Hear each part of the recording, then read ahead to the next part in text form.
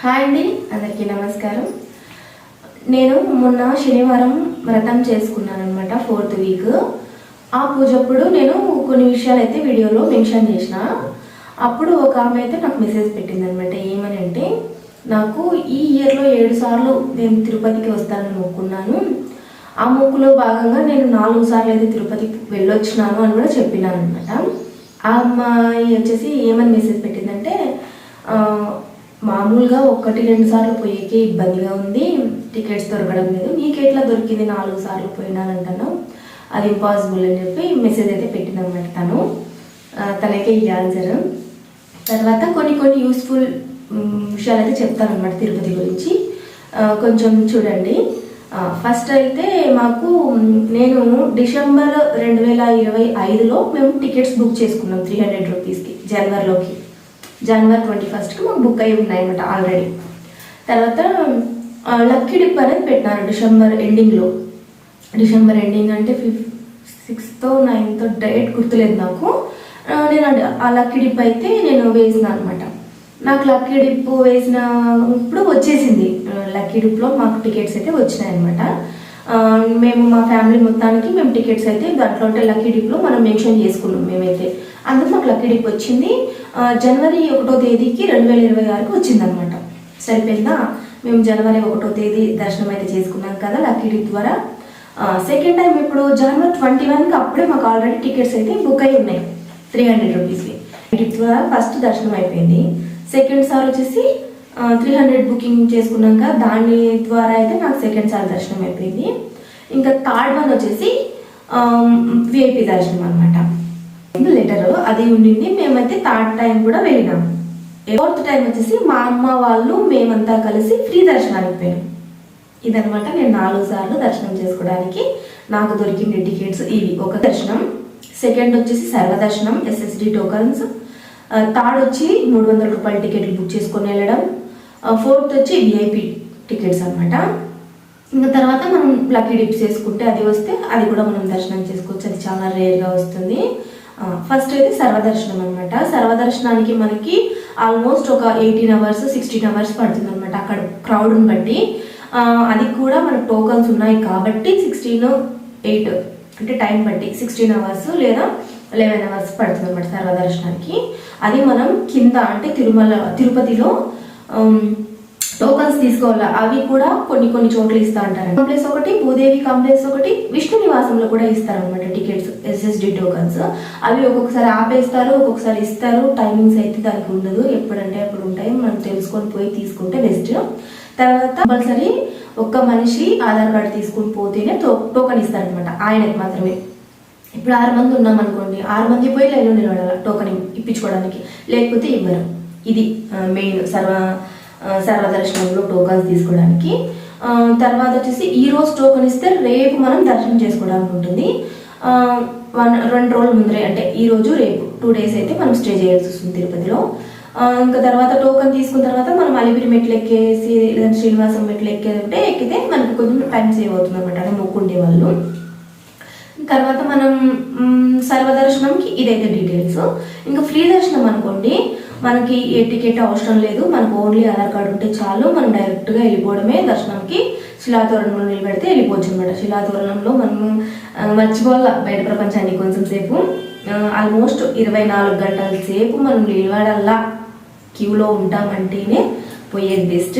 మధ్యలో వస్తామంటే వెళ్ళొద్దండి, ఎందుకంటే చాలా దూరం నడుస్తామా. చాలా మంది మధ్యలో వచ్చేసే వాళ్ళు కూడా ఉంటారు. నేను మొన్న లాస్ట్ టైం వెళ్ళాను కదా, జూన్లో వెళ్ళాను అనమాట. నేను హాలిడేస్ అయిపోయినాయి కదా, ఎవరు ఉండరు లేకపోతే చాలా మంది జనాలు ఉన్నారు.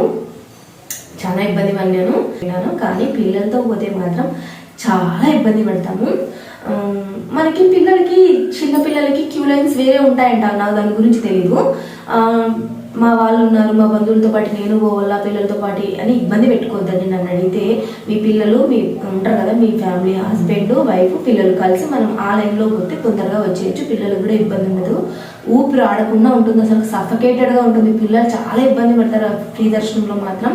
అంటే నీ ఫ్యామిలీ నీకు ఇష్టం, నా ఫ్యామిలీ నాకు ముఖ్యం కదా, ఎవరి గురించి పట్టించుకోరనమాట. వాళ్ళు తొప్పుకుంటానే ఉంటారు, తోసుకుంటానే ఉంటారు ఫస్ట్. అందుకు పిల్లల దర్శనం వేరే ఉంటుంది, దాంట్లోకి వెళ్తే బాగుంటుంది. 300 రూపీస్ బుకింగ్ అంటే మనకి ఏం లేదండి. మనం బుకింగ్ చేసుకున్న రోజు మన టైం కూడా మెన్షన్ చేసి ఉంటారు ఆ టికెట్లో. మనం ఆ టైంకి వెళ్తే మనం వదిలేస్తారు. లేదంటే ఆ రోజులో ఎప్పుడు పోయినా కూడా మనము 300 రూపీస్ ఫ్రీ, 300 రూపీస్ దర్శనం అని రాసింటారు. క్యూ లైన్లోకి వెళ్ళిపోవడం అంతే. 300 రూపీస్ దర్శనానికి 6 అవర్స్ 5 అవర్స్ టైం బట్టి, అక్కడ జనాలను బట్టి ఆ రోజు కూడా 4 గంటలు 5 గంటలు 6 గంటలు.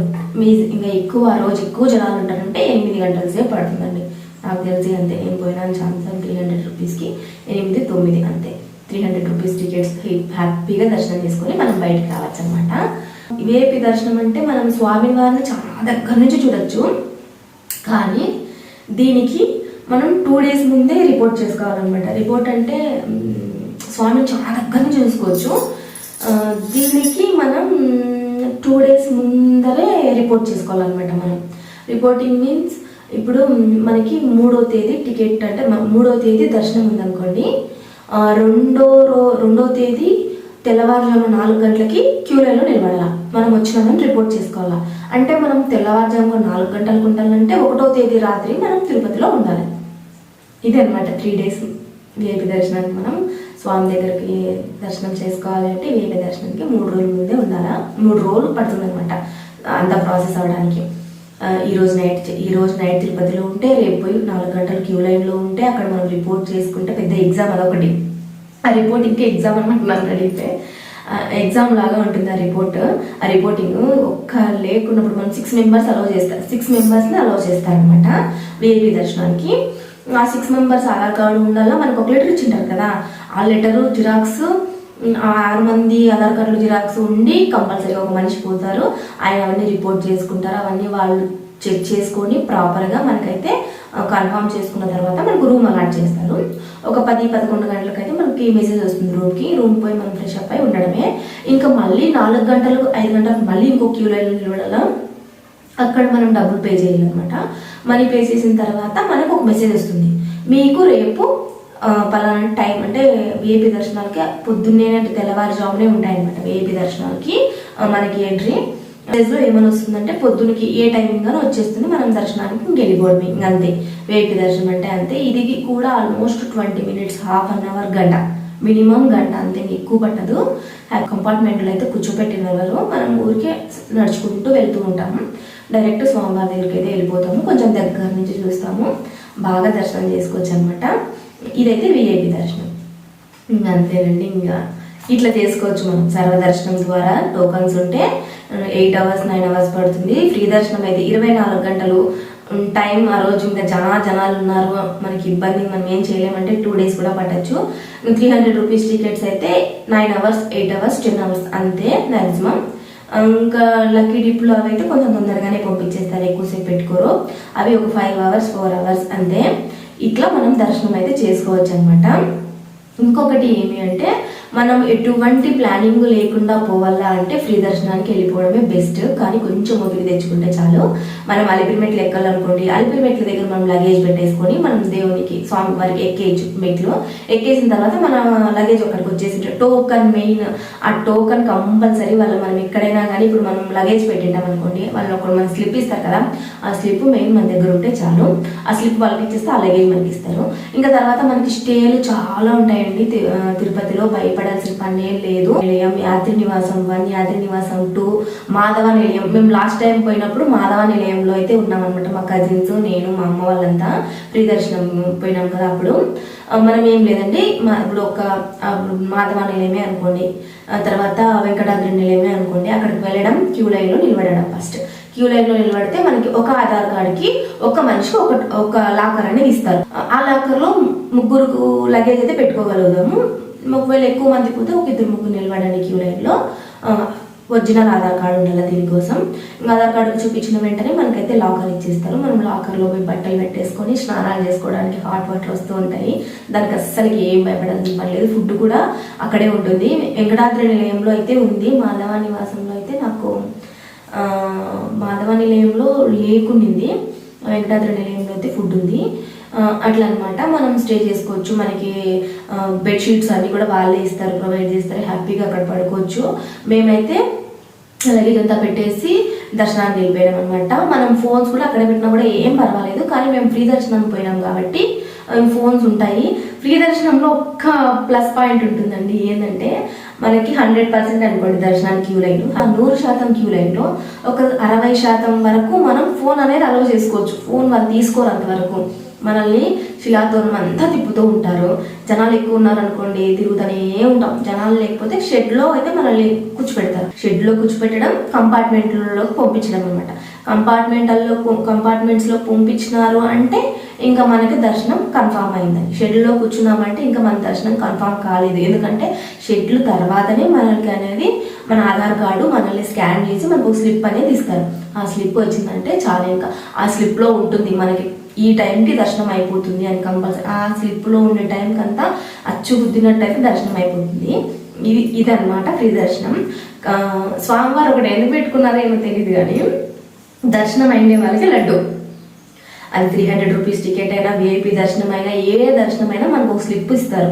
ఫ్రీ దర్శనంలో అయితే మనల్ని స్కాన్ చేసి ఉంటారు కదా, ఆ పేపర్ చూపిస్తేనే లడ్డు ఇస్తారు అనమాట. ఇది ప్రసాదం తినాలంటే కూడా దర్శనం చేసుకుంటేనే మన ప్రసాదం కూడా అబ్బుతుంది. అట్లా పెట్టుకున్నారు అక్కడ. అట్లా అనమాట. చాలా మంది ఫ్రీ దర్శనంలో అయితే బయటకు వెళ్ళిపోతూనే ఉన్నారు. కొంచెం ఓపిక పడితే వెళ్ళిపోవచ్చు, కానీ ఓపిక చాలా మందికి కూడా నశించిపోతుంది. చాలా ఇబ్బంది పెట్టేస్తారు అక్కడ జనాలు. కొంతమందికి తెలియని విషయం ఏమంటే, మనం ఒక్కసారికి ఫ్రీ దర్శనంలోకి వెళ్ళినాం అనుకోండి, అక్కడ కూడా అవుట్ పాస్ అనేది పెట్టినారు వాళ్ళు. అవుట్ పాస్ అంటారు, దాన్ని ఏమంటారు నాకు ఐడియా లేదు.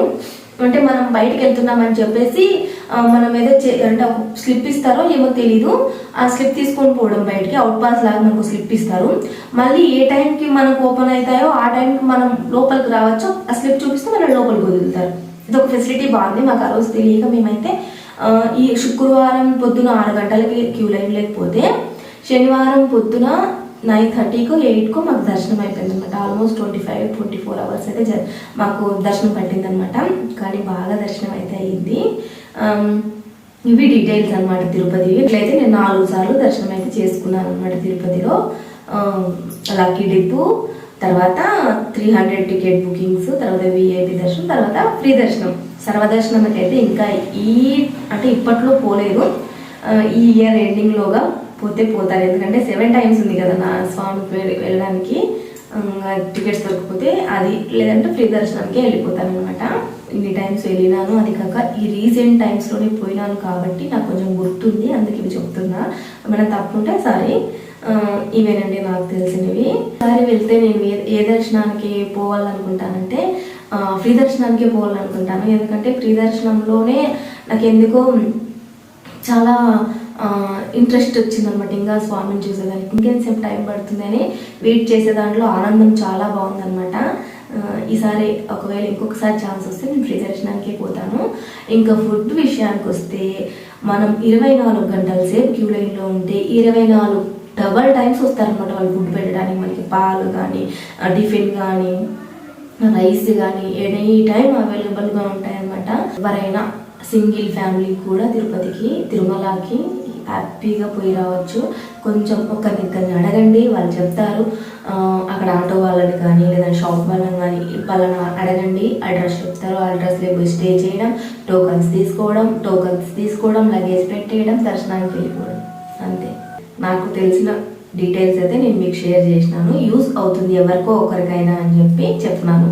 అంతే. ఈ వీడియో నచ్చితే కనుక సబ్స్క్రైబ్ చేసుకొని లైక్ చేయండి నా వీడియోని. అంతే.